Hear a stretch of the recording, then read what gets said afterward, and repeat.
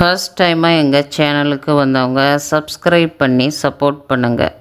நிறைய பேர் சப்ஸ்கிரைப் பண்ணாமலே பார்க்குறீங்க. சப்ஸ்கிரைப் பண்ணுங்கள், லைக் பண்ணுங்கள், உங்கள் ஃப்ரெண்ட்ஸோட ஷேர் பண்ணுங்கள். Keep supporting friends. Thanks for வாட்சிங்.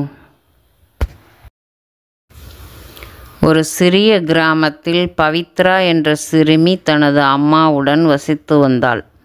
அவளது அப்பா காலமான பிறகு அவர்களின் வாழ்க்கை மிகவும் கடினமானது. வீட்டில் இருந்த ஒரே சொத்து ஒரு பசுமாடு மட்டுமே. அந்த பசு மிகவும் நல்ல பால் கொடுக்கும். ஆனால் பவித்ரா அதை எப்படி பயன்படுத்த வேண்டும் என்று தெரியாமல் இருந்தாள். ஒரு நாள் பவித்ரா தன் பசுவை மேய்ச்சலுக்கு காட்டிற்கு அழைத்துச் சென்றாள். அப்போது வழியில் ஒரு குருவியை பார்த்தாள். அது உயிருக்கு போராடி கொண்டிருந்தது. பவித்ரா அதனை மெதுவாக எடுத்து தன் துணியில் வைத்து அதற்கு சிறிது தண்ணீர் கொடுத்தாள். சில நிமிடங்களில் குருவி உயிர்ப்பித்ததுடன் தன் சிறகுகளை அசைத்தது. அது பவித்ராவை நன்றியுடன் பார்த்துவிட்டு பறந்து சென்றது.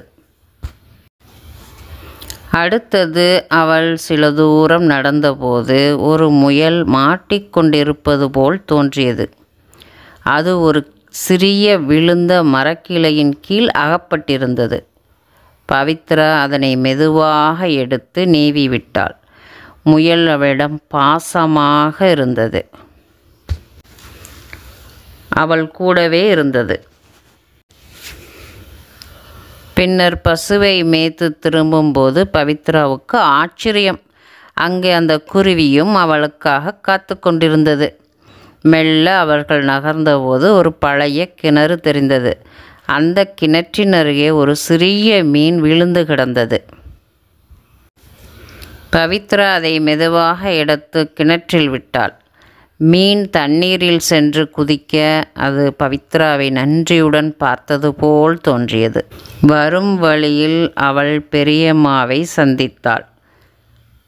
மகளே, பசுவின் பாலை விற்றால் உங்களுக்கு பணம் கிடைக்கும் தெரியுமா என்று கேட்டாள். பவித்ராவுக்கு அது ஒரு புதுமையான யோசனையாக இருந்தது. அவள் வீட்டிற்கு போய் அம்மாவிடம் இதை பற்றி கூறினாள். அம்மா மகிழ்ச்சியுடன் பசுவின் பாலை விற்றால் நல்ல வருமானம் கிடைக்கும் என்று சொன்னார். அந்த நாளில் இருந்தே பவித்ரா பசுவின் பாலை விற்பதை தொடங்கினாள்.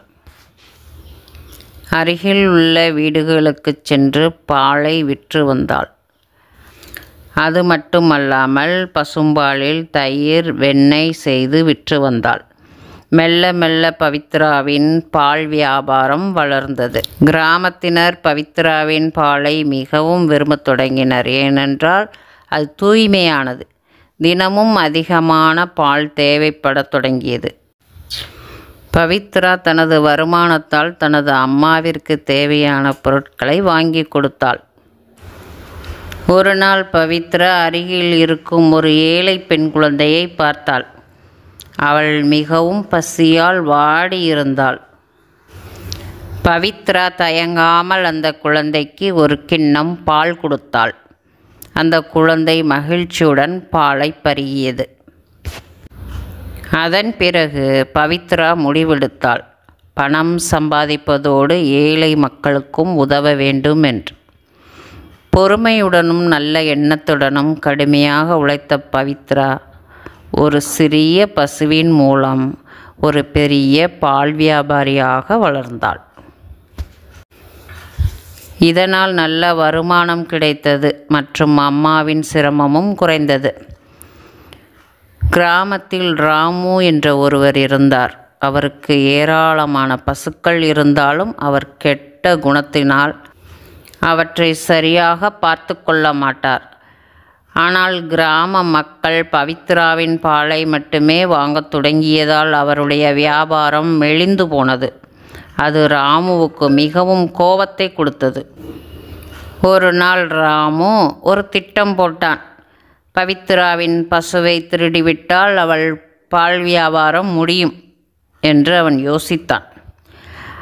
அன்று இரவு ராமு பவித்ராவின் பசுவை திருடி அதை காட்டுக்குள் கட்டி வைத்து விட்டான்.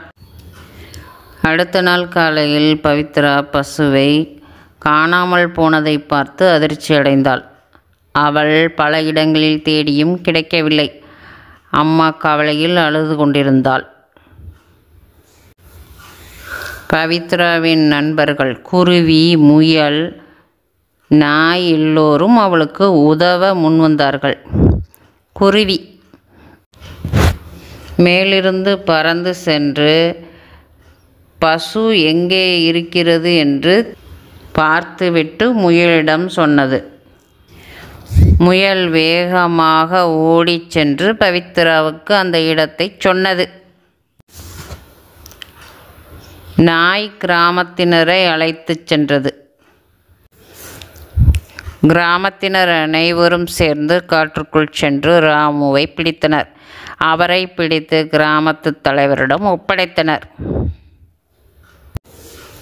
பசுவை மீட்ட பிறகு கிராம மக்கள் மேலும் அதிகமாக பவித்ராவின் பாலை வாங்கத் தொடங்கினர். ராமுவும் செய்த தவறுக்காக மன்னிப்பு கேட்டார். மேலும் இனிமேல் நேர்மையாக இருப்பதாக உறுதியளித்தார். நாம் கடினமாக உழைத்து நேர்மையாக இருந்தால் வாழ்க்கை நம்மை உயர்த்தும். நேர்மையாக உழைத்தால் வெற்றி நிச்சயம். கெட்டவர்கள் எப்பொழுதும் தோல்வியே அடைவர்.